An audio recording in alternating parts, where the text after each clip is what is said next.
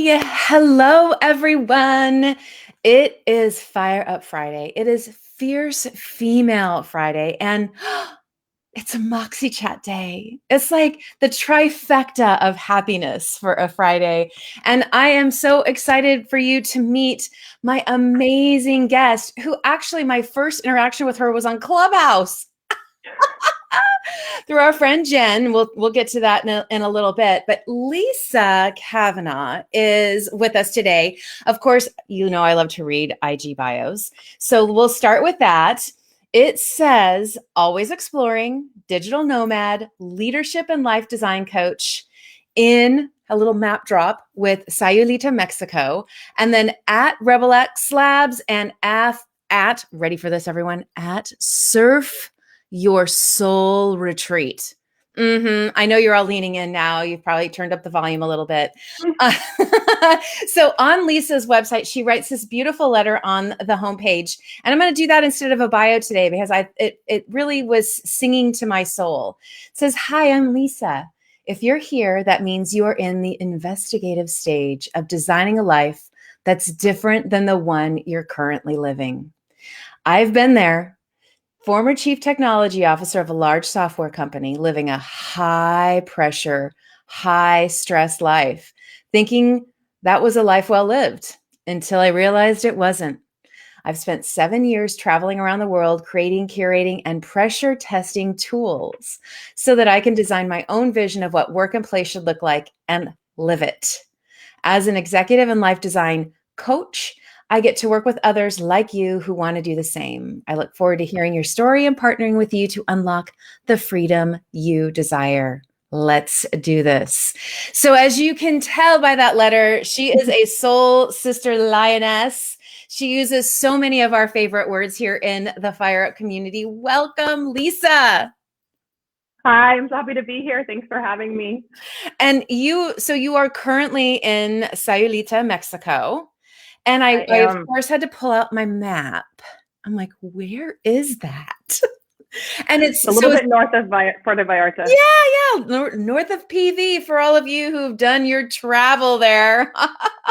Oh my gosh. It's actually been a while since I've been down to PV, but I love that area. I mean, pretty much, let's just be real though. I usually go to the all-inclusive resorts and get pampered for like 7 days.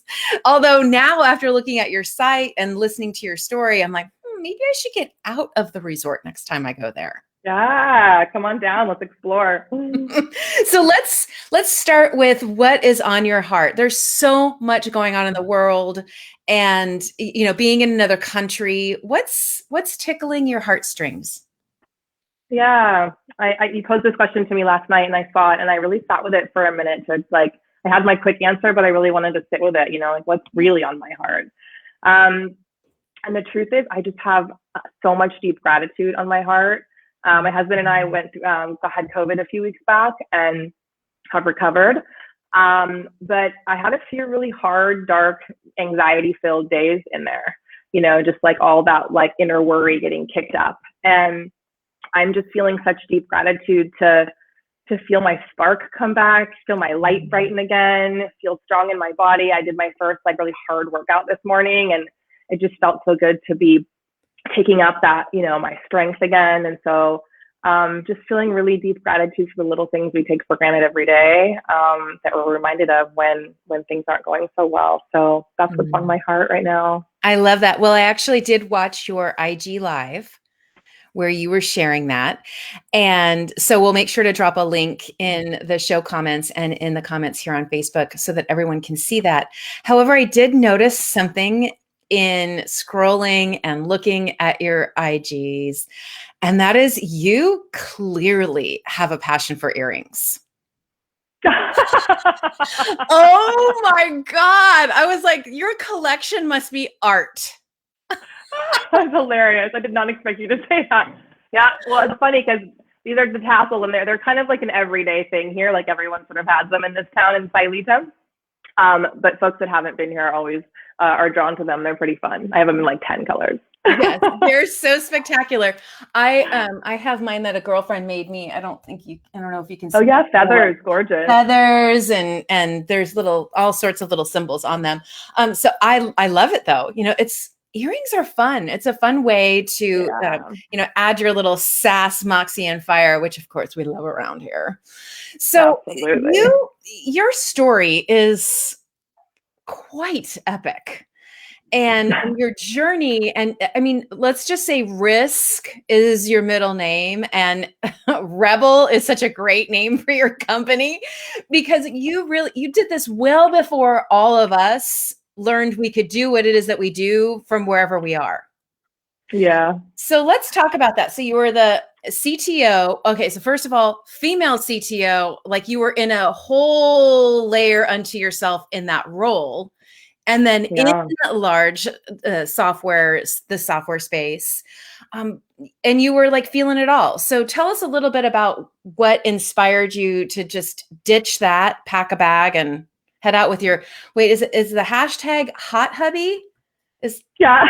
okay. I'm like, I It's thought I a saw joke. that you That's hilarious. used that quite a bit. Yeah, it's kind of a joke from when we were traveling around the world. I was always tagging him as Hot Hubby, and so all my friends now refer to him as hashtag Hot Hubby.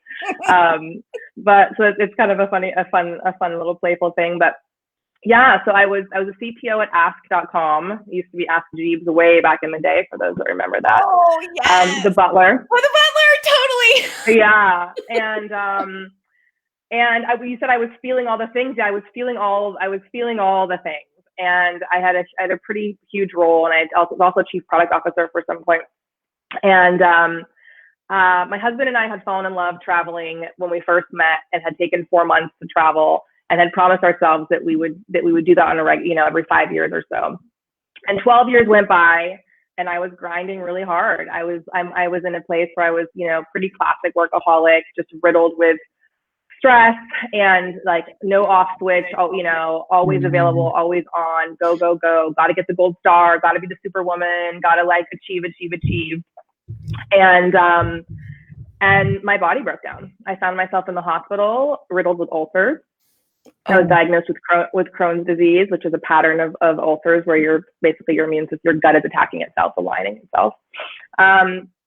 And I had ignored all these warning signs. I had ignored all these cries for help that my body was reaching out, saying, stop, slow down, say no, set boundaries, take care of yourself. And in the end, the body always sort of wins, right? It'll take us down if we don't listen and respect it. And so it was a really big wake up call for me to ask some big questions about what was really important in this life, and what kind of life did I want to lead, and how, what did I want work to look like? And it eventually led to me quitting and walking away from that job and taking a year off, renting our house. My husband and I rented our house. He was ecstatic. He's like, finally, he was sick of seeing me sort of crying in the fetal position too, riddled with stress and anxiety, and quit our jobs, rented our house for the year, bought backpacks, traveled around the world for a year. Epic experience. And thought that at the end of that year, we would sort of, dust off the resumes and move back into our fancy life in Marin County, California, and kind of go back and do it all over again. And the truth is that probably over those first 6 months, like something pretty major just shifted in me. And it became really clear to me that I was not going back. I was not going back to that life. I was not going back to that level of stress. I was not going back to that level of like, suppression of what was of my truth and what was the messages from my body. And since then, shifted into coaching, and it's now been almost 8 years. We've been quote unquote on the road, living and working from various gorgeous Wi-Fi hotspots around the world, and living this digital nomad life before, as you said, before sort of everybody was able to work from home, forging the path. Right. Well, and we talked about this a little bit in the green room, is that now as things are starting to open up, I'm seeing posts from friends who are like, oh, but I'm loving not going in, or there's almost like this terror of having to go back to that life. And yeah, I think that, I believe that's the soul's cry, right? Like not everyone needs that life. Not everyone needs to be in a cubicle, in a corner office. And so how you've written a couple of things around the skills, like looking at your life and saying, what skills do I have and what do I need more of? Where do I need to hone it to help me truly survive and thrive as a digital nomad, whether that digital nomad is 60% at home and 40% travel, or 100% either one direction or the other. If I'm designing my best life, the one that I want to live out loud on purpose and on my own terms, what should I be looking at inside myself, inside that skill set to help me? Yeah, I'd love to speak to that. First, I want to speak really quickly to that. Like, if things are opening back up, I don't want them to open up. Some people can't wait. Some people are saying, I wish I want to stay working from home forever. So I'm a big believer in the work from anywhere. I'm a big believer in being at choice. Lots of companies like Google, Spotify, Salesforce, all these companies have said, like, we're going to work from home for the next year, forever. Some of them are saying. And so I completely, having lived, a life of teams and leading big teams, there's a place for coming together, right? But for many people, they don't want to have to do that commute. They're like, never again do I want to do that commute, right? Yeah. And so it's about choice. It's about choice and about flexibility and about being able to, and luckily now so many companies have been forced to figure it out with the remote work thing, that I think there's going to be a lot of flexibility for those people that really just don't want to go back in the office every day. And I find that super liberating and super exciting. So I just wanted to kind of like underscore. Yeah, that's so true. There. You know what? And I think that what strikes me, even as you're saying it, and I'm watching you like get excited about the possibilities for other people, right? Because so many businesses were kind of thinking about it, thinking, what would that look like? How could I, lessen my carbon footprint as an organization and allow my employees to work from home? But there was no push. And God, the universe, however you want to say it, was like, everyone needs to simmer down. And we all figured it out. Figured it out. Okay. So I love that. I think that's great. So I can't tell you the number of people who have said to me over the years before March 2020, God, like, I wish I could have that life. I wish I could work from Mexico or wherever, but my work would never let me. That would never, like, I'm in an industry that would never work. And that's just like, poof, that's just really not, that boulder is not as big as it used to be. So that's right. That's right. Yeah. So okay. Leadership skills. That was your question. Yeah. But yeah. I go there. We'll go all over the place, sister. So yeah, skills. Like what have you found over these last almost 8 years? 8 is such a beautiful divine number. What have you found? Like, what skills do people need to pay attention to? Yeah. I work with folks developing, like stepping into their inner leader in all aspects of their life. Right. And so I talk about leadership skills all the time, all day. And so I sat and I sort of boiled them down and thought, okay, what are the key 6 that are like to build muscle in them, to have them available in your toolkit and your range, or can really serve you as you step into outside your comfort zone, step into creating something, besides the sort of default shelf version of what life and work and play should look like. What are the really important skills that are necessary? And so there's 6. I'll start. There's no particular order, but number 1, curiosity about what's possible, curiosity about like what something might look like that you haven't seen before, or what another version of your life might look like who you can be, where you can be, how you might create that.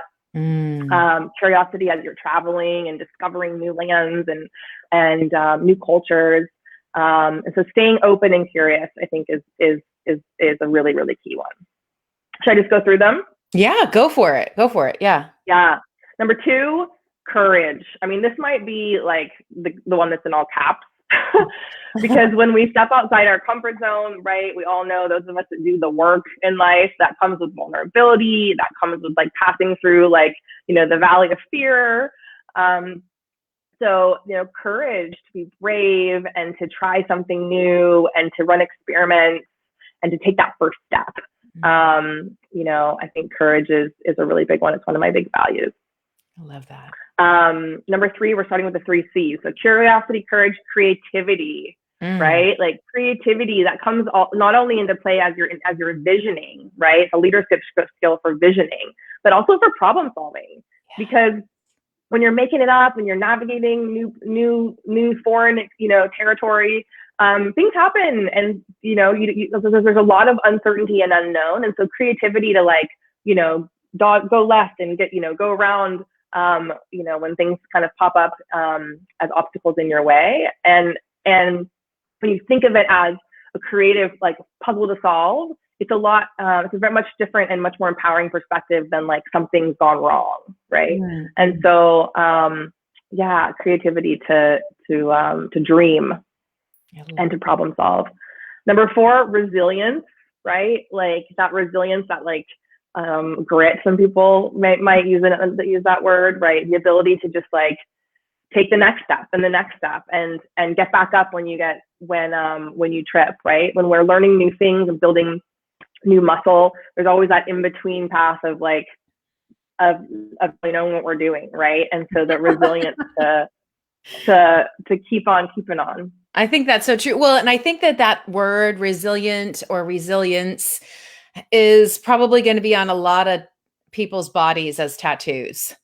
It really was the word that I feel so many people clung to in 2020, in particular the second half, and that they claimed as their own at the beginning of the year. I do inside my community, I do a big push in January around really defining a guiding word, right? And really giving life to that word to help guide them, not just choosing a really cool word and putting it on a Post-it, but actually building life into it, right? Taking each letter of the word and creating a sentence, turning it into an acrostic, right? That helps them remember what they want more of in the year. And I mean, out of the hundreds and hundreds that people sent me, I would say a good 20%, maybe 25% were resilient or resilience. Those are the words that, and so that's a big one. And so I think, again, if we look at so many people had kind of thought about maybe being digital nomads, doing more travel, working from a beach with their laptop, but didn't quite know how to do it or if they could do it. And now that's a great, for all you people who chose resilient or resilience as your guiding word, this might be another little flag from your soul saying, pick me. Yeah. It's so good. I love that. And when we truly embody, like you're saying, really feel it in our bones, I am resilient, we can tackle the world, bring it on, right? Bring it on. It's like the kryptonite to fear, right? Or self-doubt, the belief that we're resilient and, we can bounce back and learn each time, right? That's a nice bridge into the next one, which is self-awareness. Especially as you're stepping into the design phase of really checking out and being really honest with what's working and what's not working in your life. Okay. Your work, your relationships, your environment, your health, right? It takes, that being truthful takes self-awareness, right? Yes. It takes really checking in and really being honest with ourselves about what's going on. And then I'm a big believer in running experiments and prototyping and just trying things and seeing how they work and iterating your way into tuning the life that is in full alignment with you. But in order to sense along the way and have that feedback loop, you have to have the self-awareness to be able to sense okay, more of this, less of this, is this really working? Am I making up a story about this or what's real here, right? So this is your CTO coming out right here. I think, it shows, and you can tell us the story on this, but as you're saying, I'm like, is this why it's called Rebel X Labs? Because she's running experiments.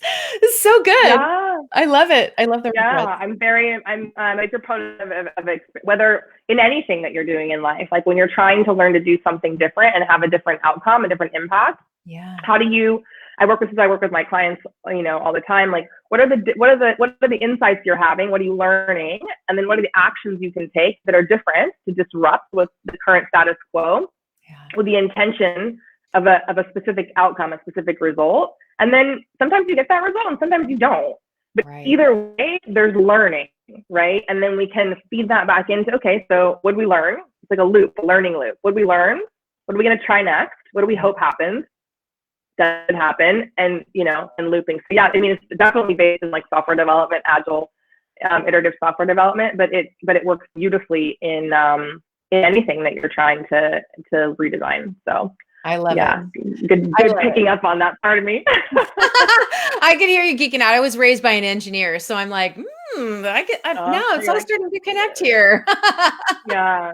Well, that's the fun part about like my background is I get to weave together, right, my experience as an executive and my leadership experience and my and then my own personal life design with my digital nomad and then my coach's training, right, and bring that all together to serve my clients. So it's super fun to like find the intersection of all these things and weave them together in new ways, powerful ways.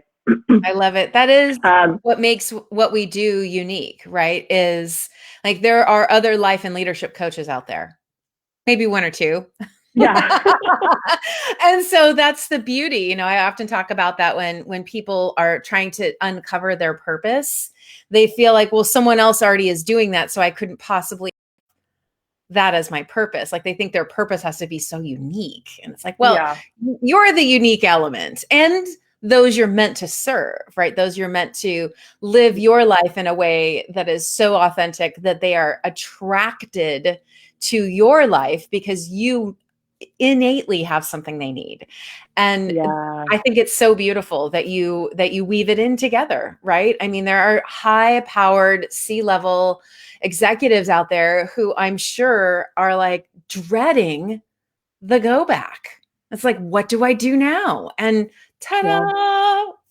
Call Lisa. Yeah. I'll help you. And many of them reach a stage in their lives. Excuse me. Many of them reach a stage in their lives. These are the folks I get super excited about serving. And they've been like achieving, like checking all the boxes, right? Like getting all the, whatever accolades. And then they hit a point in their life and they're like, okay, so I've proven I'm capable. I've proven I can do this. I've proven that I'm, fill in the blank. But this isn't making me happy. And this isn't fulfilling. I'm stressed. I'm worried. I'm dreading, blah, blah, blah. Right. And they're ready to like they're not ready to retire, but they're ready for this next phase of their lives where they can optimize for more freedom, more travel, more connection, more fun, maybe more like being of service or more meaningful work. Right. Yeah. And using travel for that, like that self-discovery and figuring out that next chapter. So if that's you, like come talk to me. Cause that's like, I just feel that it's so much fun and it's such an honor to partner with people at that stage of their journey as they step into this next chapter. I love that. For those of you listening on the podcast. One more last, which is focus. Oh yes, that's true. Yes. Excellent. Go right ahead. No, go ahead. Oh, I was just going to say for everybody who's watching the podcast, as Lisa was saying that her hands were together in prayer position and she was warming her palms. She's so excited to talk to you. Like, it's so good. It's so good. When we are living our purpose out loud, that is how we feel every day when we get to talk to those people. So I think that's so beautiful. Okay. So number 6 is focus.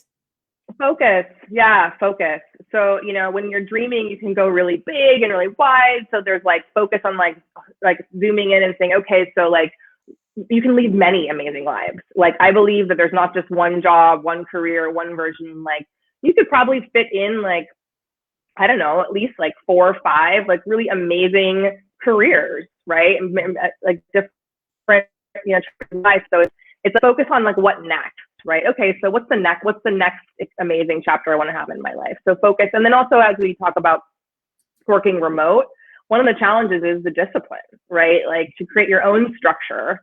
I'm sure we've all felt, the pull of the unfocus and the distraction, especially those folks that have like kids at home during the pandemic.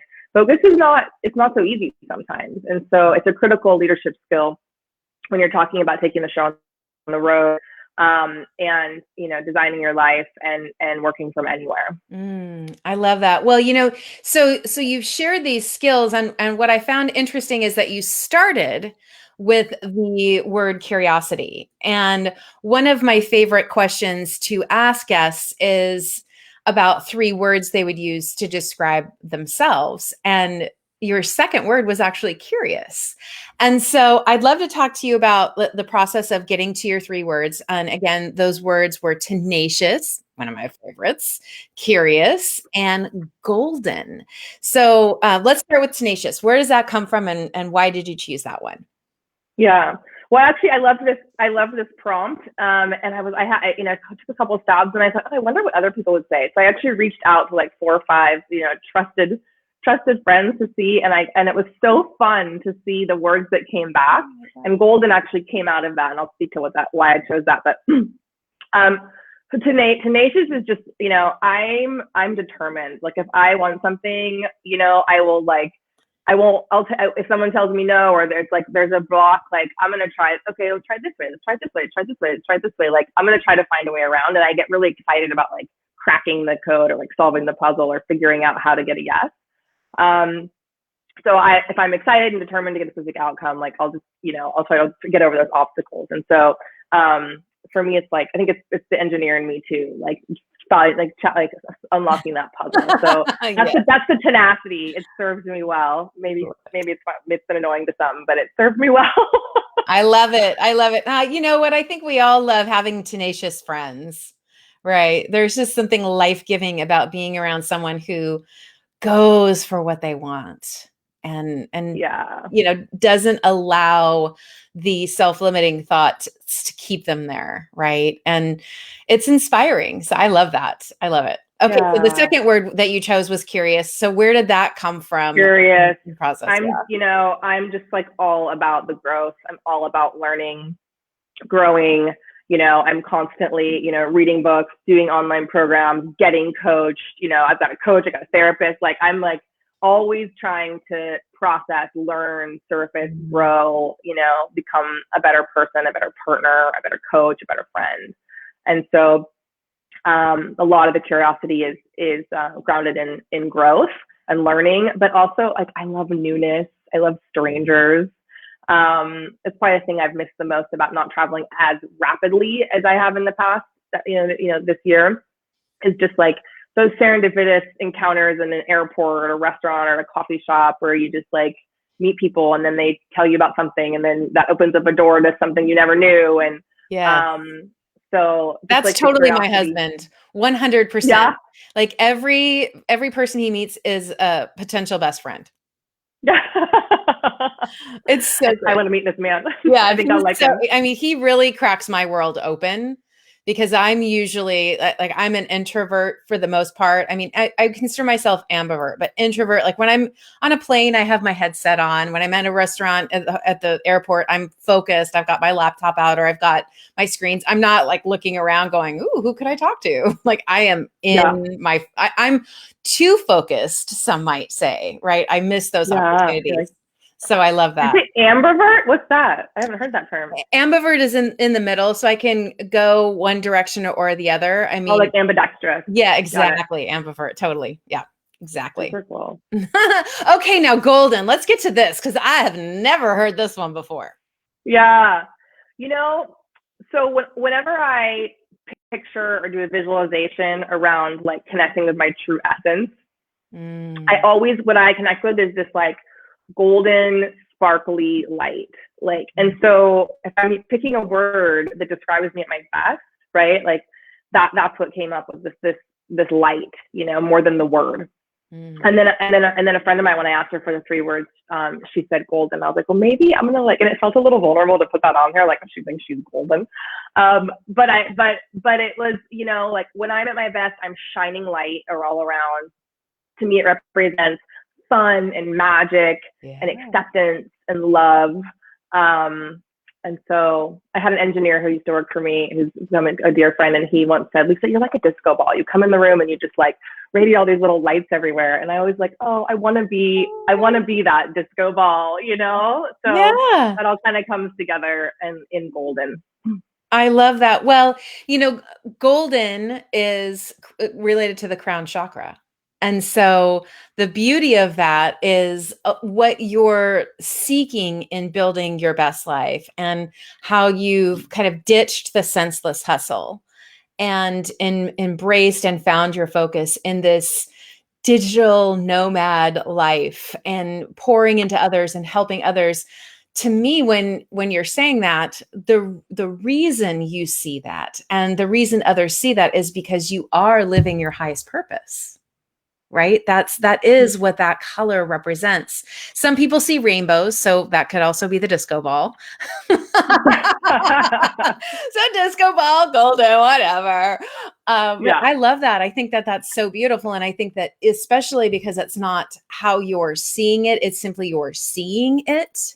It's not related to or connected to something that is, has already been defined, that it's so beautifully authentic. I love it. I've got goosebumps. Oh, thank you. So beautiful. So we've covered your words. I love that. And I think that one that I really want to make sure we get to before we close up and do some rapid fire is around success. So in the fire up community and in pretty much every conversation, every keynote, every workshop that I've ever hosted, I speak to everyone defining their own version of success, or someone else does.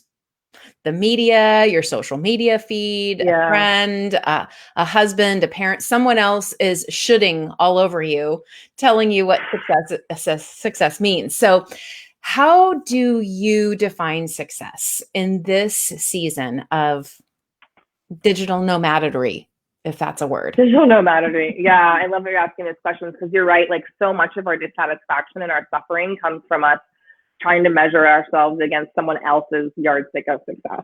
I write about this in a blog post, this yardstick of success. And so it's such an important conversation just to bring our awareness to, like, are we using someone else's and are we getting shooted all over, right?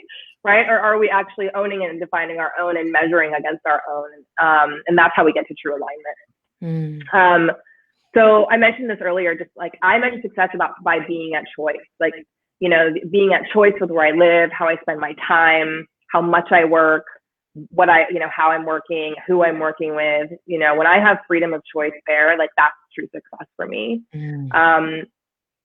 Making decisions with my heart and my gut versus my ego and my head. Yeah. Amen. Right. That's good. Having the courage, there's courage again, having the courage to show up fully and courageously as me, not editing out of comparison or the need to please. That's success to me. Yeah. No Crohn's flares. I've been free of Crohn's flares in my gut since I quit that job in 2013. And so every year that I can check another year that I didn't have to take steroids or prednisone, like that's major success with a capital S for me personally. Oh yeah. Catching myself in a triggered state and being able to recover quickly and remember my tools and use them. Yeah. That's success. That's good. Being kind, showing up, not judging myself and others, catching myself when I do, being gentle with myself. And I think doing the kind and honest thing, even when it's hard. Those are all success metrics for me. Those are so beautiful. Well, and the being kind to yourself and to others and, recognizing when you're in a place of judgment, there is the art of kenosis or self-emptying and walking the kenotic path in life is something that I've really been studying lately, and really how we feel judgment in our bones, like when we're being judged or when we judge others. It never feels good. Regardless of the side. So whether we're receiving or giving judgment, it doesn't feel good. And how, for instance, they're finding all of these scriptures and all of these stories from people who actually walked with Jesus when he was on this planet, and how much he spoke to this kind of kenotic way of living, which is when you feel that feeling, to stop and see it, to like actually recognize, okay, I'm judging. Like saying it out loud, if you can, if you're, of course, if you're somewhere where that's not super appropriate, you want to say it to yourself, but really saying it and stating it, right? And then really looking at it and saying, how do I transform how I'm thinking about this, right? So if you're judging we talk a lot about women and women really bringing their feminine energy to the table, right? And not trying to be a man at the table because that's how it's always been done, right? And balancing out that masculine and feminine energy. And so what can happen is when more than one woman is at a table, they start to look at the other one and judge them for how they're dressed, or just this crudiness that kind of comes along. Yeah, especially when we've been living in a zero-sum game when it comes to things like boardroom tables or leadership tables, right? Oh, there's only one spot for a woman. There's only one space for a person of color, and those are already taken. So don't invite anyone else, right? And that we can actually slow down and say, I'm judging this person. I'm judging this other human because I feel like my place is being displaced.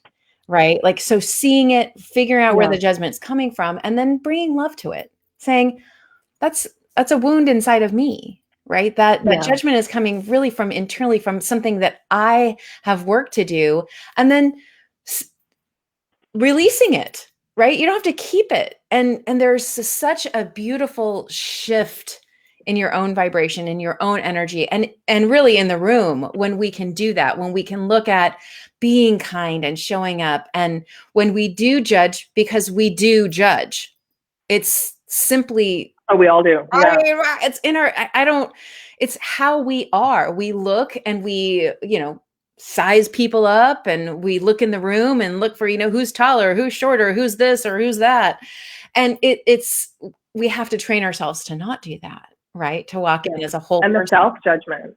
Yes. And sometimes be even louder and harsher, right? And what you're saying about being able to name it, right? And even I create characters for the different judges in me, because it allows to create a little bit of separation and have some fun with it, right? And using our bodies, to sense into what it feels like when we're in judgment, when it feels like one of those judges is coming out and having a heyday and running all those sound bites through your head. What's it feel like in your body? Because that can be a way for you to get to know it better, so that you can recognize it, and just as you're saying, shift out of it, right?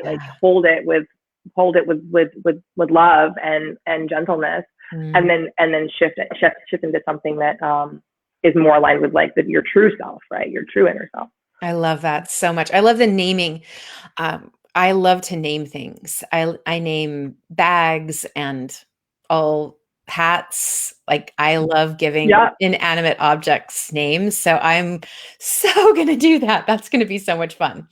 Okay. So before we wrap up with final words of wisdom, I would love to do some rapid fire. Are you game? Okay. I'm game. So this is interesting because you are a digital nomad. So I'm wondering, do you even have a nightstand? Well, of course you have a nightstand, right? So the first question is, what's on your nightstand? The book Circe. It's so good, isn't it? I'm almost done. Oh my gosh, they're turning it into a movie. It is so spectacular. Ooh. And if you are an Audible or an audiobook fan, I highly recommend, even though you've already read it, to listen to it again. Okay. I love a good audiobook. The woman who reads it, her voice is like buttercream frosting. It was just you just snuggle right in with her. Oh my gosh, so good. All right, that wasn't very rapid fire. All right, here we go. Number 2, sunrise or sunset? Sunset. Dark or milk chocolate? Dark. What was your first concert? REM. Oh, I love it. That's me in the corner. Okay. Exactly. What is your superpower? I can find things when they're lost. If someone's missing something and they've been looking, I can find it. I love, my gosh, now everyone wants to be your best friend. Okay. Who would play you in the movie of your life? Oh God, I have no idea. I don't know. I guess I could choose. I'll choose Rashida Jones. Ooh, excellent. Great choice. Okay. Last but not least, rapid fire is, what does Moxie mean to you? Ooh, it means mojo, feminine, badassery, boldness. Yeah. I love it. I love that. Laser beams. Laser beams, totally. That's so great. Like beams flying out of our bodies like sunbeams. Okay, awesome. So as we bid each other adieu for now, because I feel like we have created a red thread connection, and I look forward to keeping that nice and connected.